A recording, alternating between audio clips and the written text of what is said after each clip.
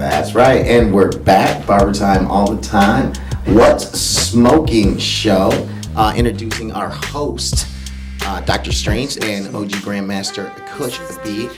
We're bringing in our special guest, City Council of District 7, Roxbury, Dorchester, South End, Fenway, from 2011 to 2017, Tito Jackson. That worked perfectly, though, with the sound, the music. Come on.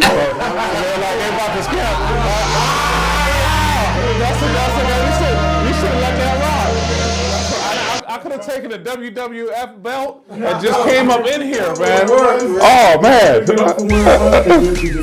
You're still rolling. It's still rolling. It's your boy Twizzle, and we're back in the house. Barbertime all the time on the What's Smoking Show. Introducing your host, Dr. Strange and OG Grandmaster Kush. We're bringing in our special guest of the day, City Council of District 7, Roxbury, Dorchester, South End, Fenway, from 2011 to 2017, Tito Jackson. And we're going to be getting to know what's smoking with Tito. What's going on, Tito? How you doing, buddy? I'm super fantastic, awesome, amazing, and any better there'd be two of me. All right. Excellent. So tell us about yourself, man. Boston? Are you Boston born and bred? Grove Hall, Hall. born and raised on Schuyler Street. Mm-hmm. I still live in the house that I grew up in. I'm not, Okay. not going anywhere. Mm-hmm. Love my neighborhood, love my community. I'm the son of a brother named Herb Akuzulu Jackson. My dad did a lot in the community to make sure that people got jobs in construction. Those who are people of color, women, and Boston residents. My mom had a daycare for 25 years. I'm blessed. I'm one of 8. Four of us were actually adopted, so I was the first to be adopted when I was a month old. So I that concept of paying it forward. They didn't adopt me because I was the cutest baby, and definitely not because I was the one that ate the least. So it's really about making sure that we continue to help others like my family did for me. Okay, Beautiful. okay. So that's what made you get into the politics? Yeah, so I understand, in particular, if we're speaking about cannabis, all of this is political. Right, so let's keep it 100 when it comes down to it. The reason why cannabis is illegal and alcohol has been legal, right? So this kind of happened right around the same time. You're talking about late 20s and then early 30s, this transition, right? So Reefer Madness, the movie, people need to get schooled on that because the movie Reefer Madness was actually funded by this guy named Hearst. Hearst was a paper magnate, meaning that his family made paper. Well, you know what's better than paper? Hemp. Exactly. So he put the money behind that movie, and obviously for those who haven't seen Reefer Madness, at least just go on Wikipedia and look at it. It schools you on, it's basically Birth of a Nation, saying that Kim and Kanye are going to happen. Right, that black men and white women are going to date each other, which at that time people were getting killed for. You're right around NAACP, dealing 1950s, and the death of our brother at that point, Emmett Till. So you had all kinds of things happening at the time. So that was inflamed. But when it comes down to it, this is a medicine. It's something that helps people. So the political part of it for me was really about, I grew up in a neighborhood where I saw people getting killed. I saw individuals who weren't getting the same type of education that I got because I was in the MECO program. I went to school in Brookline. Okay. So I wanted to be able to give that back to other folks. I see people losing their houses even today. And so the real piece is that we have to come together as a people, and it's not about us as individuals. But if we're not all doing well, then none of us are doing well. So that's that's how I was brought up. That's what's up, man. That's what's up, man. So now you're in the cannabis industry. So yes, sir. Yeah. So how's it been so far? It is the most innovative, coolest, most thought. Because in government, there's all these things when people say you can't do stuff. Right. So in cannabis, we're on the other side. So there's innovation. This is the most innovative industry. When we think about wealth building, understand wealth is passed down usually by 4 ways, right? Insurance, inheritance, and most of us don't come from that family, right? real estate, yeah. and business. And on occasion, insurance. I'm sorry, I tossed it in. So if we're not in the business side of this, then we have a problem. And in fact, in 2016, I was a city councilor when this came up. I was the first elected official in Boston to step forward and say that we should legalize adult use marijuana. And I did it not because of smoking, not because of the money part of it. I did it because we go to jail and other folks don't go to jail. So Exactly. the ACLU came out with a study and they broke it down. From 2008 in the state of Massachusetts, possession essentially became legal as a ticket. So from 2008 to 2014, if you were black, you had a 320% higher chance of being arrested for possession, which I just told you was legal. And for distribution, it was a 710% higher chance.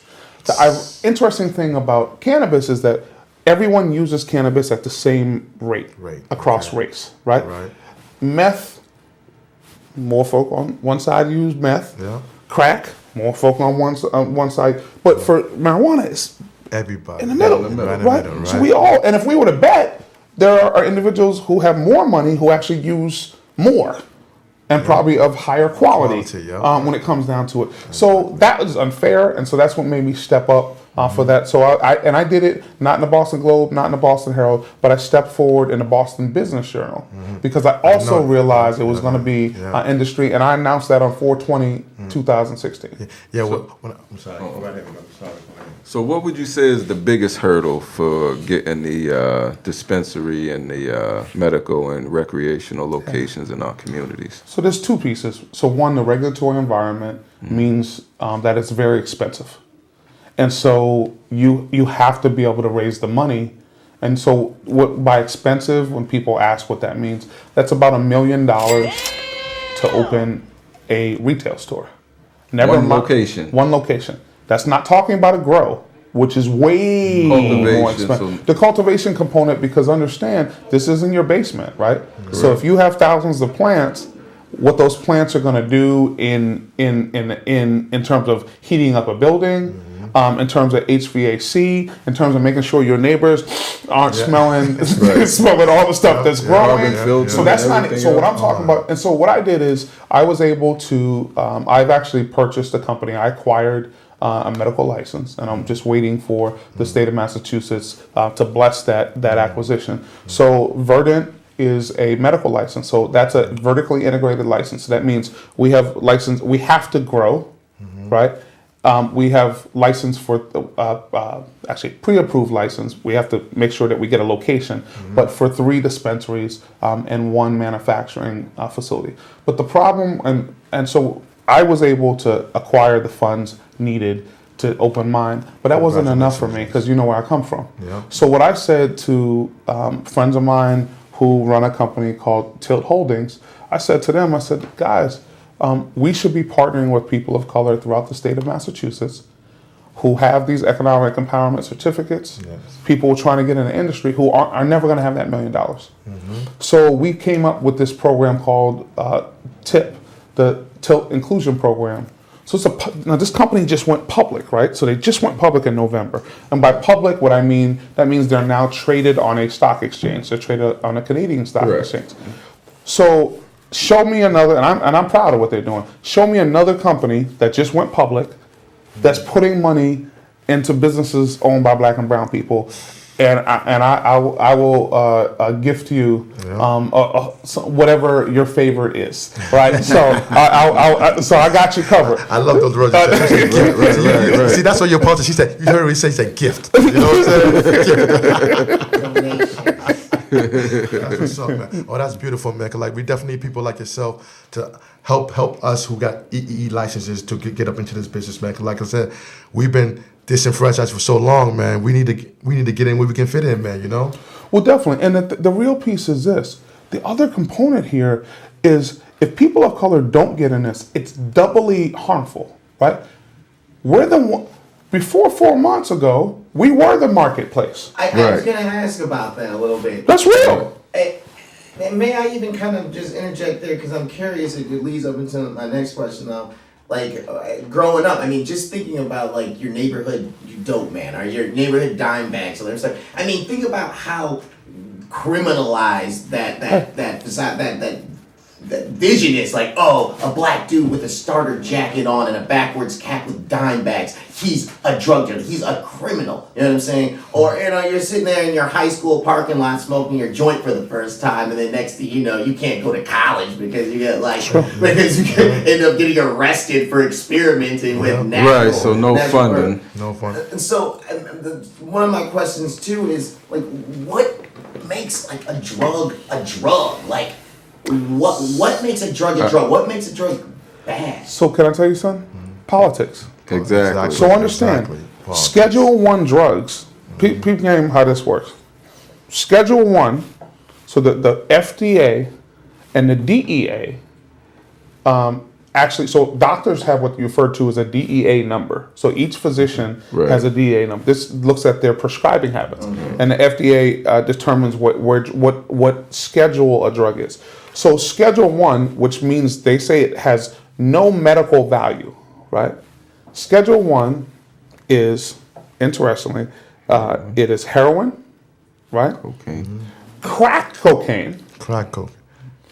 Not powder cocaine. Oh yeah, remember that was that Right? whole So there's a difference there, right? So so a diluted form of cocaine, right? Because that we won't get into how crack cocaine is made. But okay, cool. So peyote, LSD, and cannabis. Peep this. Schedule 2, powder cocaine, OxyContin, meth is in Schedule 2, right? And Percocet, like, so what I don't understand, so you actually have cannabis, which is in the top tier, saying it, and now mind you, Schedule 2, they say that it has some medical value. Right. So you're gonna tell me that meth is more medically valuable than cannabis, which there's a drug by GW Pharma right now that actually, it basically cures for pediatric patients. Those are kids who have seizures, right? Yeah. So you're able to solve. And I'm going to say this for the first time. My mom Dukes uses CBD for her arthritis. I brought her some down for Christmas, and she just texted me twice in a row. Baby. And your Aunt Bertha. Yeah. Okay, I didn't mean to put Aunt Bertha out there.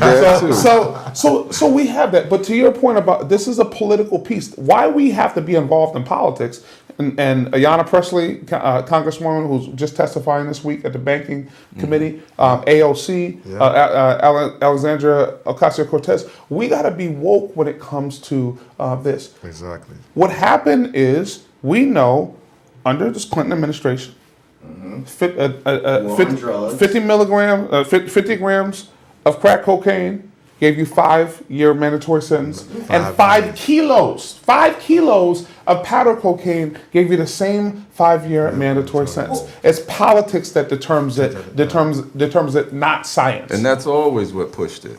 Well, and that's so always what pushed I it. just bringing humanity back into it for a second. It's like, I mean, technically, isn't like a medicinal or a medicine or isn't that like I feel bad and I use something to make me feel better? But this has been around for thousands and thousands of years. It's ridiculous. It's honestly ridiculous. They just didn't want to put the money behind it because of the taboo. And it's race. Of because course. black people, let's just keep it 100, right? Course. So because marijuana, and understand, remember, we spell it with a J right now. Yeah. Initially, it was spelled with the H, right? Because Mexican brothers. Right. And then also, let's not get into the Spanish.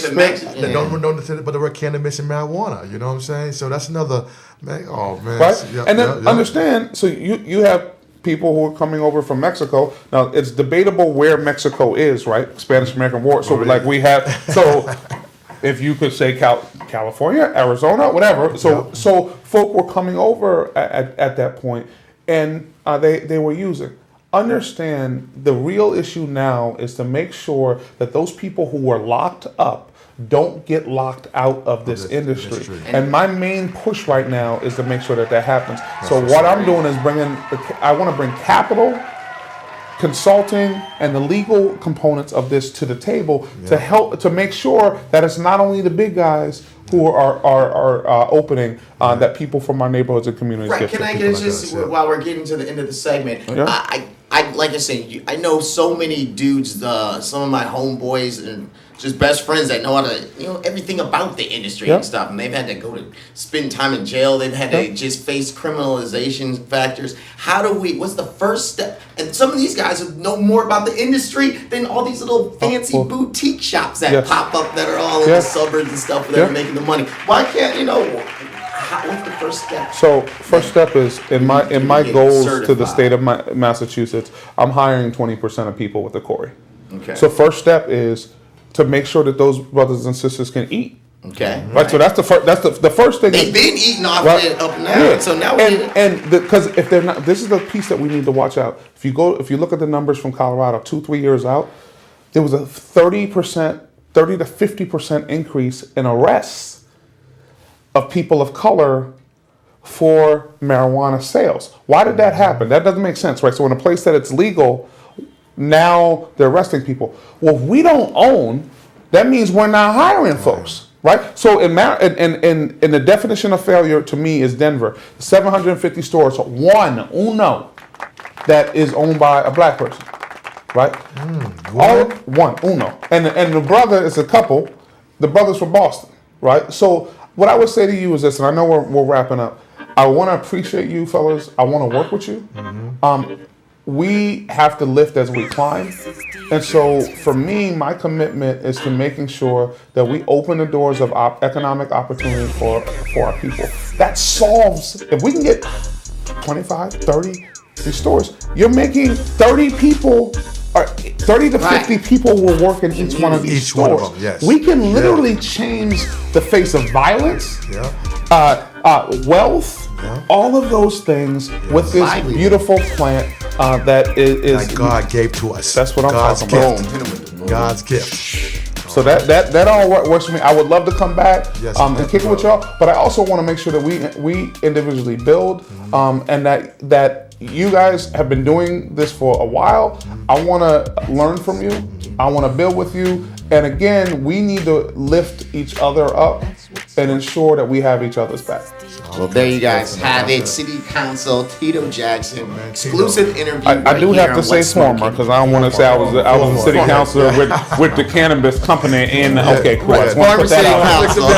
But I don't mind you giving that. That's why I like the and given the exclusive here, right here at What's Smoking, Barbertime, All the Time Network. That's What's Smoking.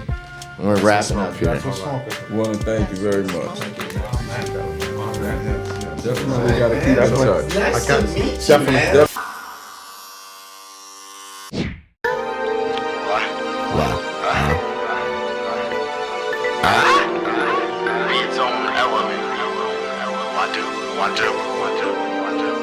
I'm like an open book. I'm like an open book. Be its own element. I'm like an open book. Your eyes open.